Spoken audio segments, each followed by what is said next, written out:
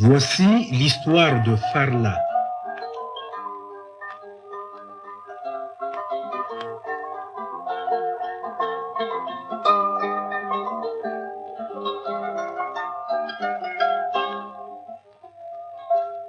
Le dernier fils d'une famille s'appelait Farla, c'est-à-dire Benjamin.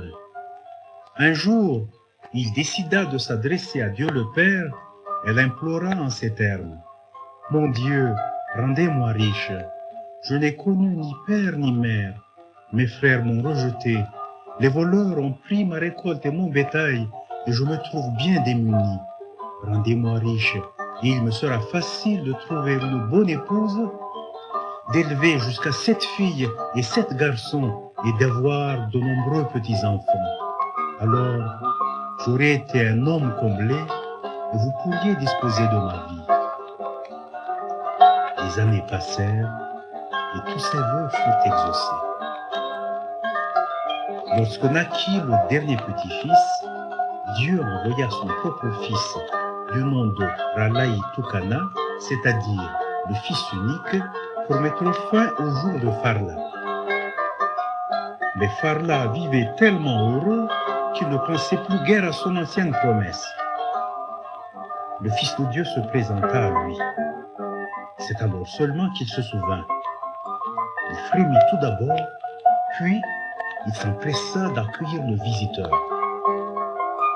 Il prépara un grand festin et sortit sa vaisselle en or.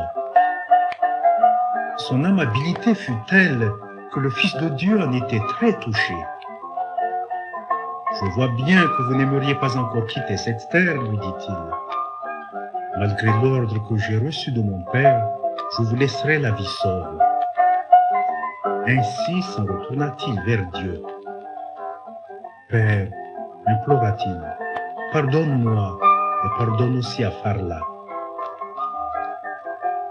Dieu fit alors appel à l'un de ses fidèles messagers. Il lui parla en ces termes. « Je t'ordonne d'aller voir Farla et de mettre fin à ses jours, car son heure est venue. Mon fils a trop de cœur. Il a failli à la mission que je lui avais confiée. » Farla, de son côté, ne retrouvait plus le sommeil. Il entreprit de décorer sa maison du mieux qu'il put, s'exerça à confectionner les mets les plus succulents. Le messager de Dieu ne tarda pas à venir frapper à sa porte. Il en fut tout troublé, mais le reçut avec les plus grands égards. Et le messager, le cœur rempli de gratitude, lui dit « Farla, ma pauvre personne ne réussira pas là où le Fils de Dieu lui-même avait échoué. Je vous préserve de la mort. »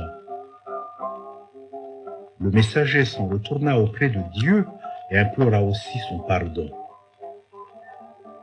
Dieu garda encore tout son calme. Il appela un deuxième messager et le chargea de mettre son ordre à exécution. Quand celui-ci arriva à son tour chez Farla, il fut reçu avec tellement de faste que tout son courage lui manqua. Il repartit bredouille. Farla avait encore gagné. Cette fois, Dieu n'en fit rien paraître, mais il se fâcha. Il décida d'agir lui-même et ordonna à son fils et aux 2 messagers de le suivre. À peine apparurent-ils à l'orée du village que déjà s'élevèrent les clameurs. La foule battait des mains sur les danses. Farla, accompagné de sa femme et de toute sa progéniture, marchait en tête à leur rencontre. Farla tenait une hache qu'il alla déposer aux pieds de Dieu. « Ô Tout-Puissant, dit Farla, vous êtes le Créateur, source de tous les bienfaits. Je veux tenir ma promesse, je suis prêt à mourir. » Il se prosterna, face contre terre, et offrit son cou. La foule retint son souffle. Dieu ramassa la hache et leva les 2 bras pour frapper. Mais juste à ce moment-là, le Fils de Dieu accourut et vint s'interposer. « Père, Père, dit-il, laisse-moi mourir avec lui. » Dieu fut alors pris d'une grande pitié, et c'est ainsi que Farla fut encore épargné. Lorsque Dieu décida de remonter dans son paradis, toute l'assistance, vibrante de reconnaissance, n'arrêta pas de chanter ses louanges en répétant « Soyez béni, Dieu de miséricorde, soyez béni !» Farla vécut de longues années encore, recommandant sans répit à tous les siens de faire le bien et d'aimer son prochain.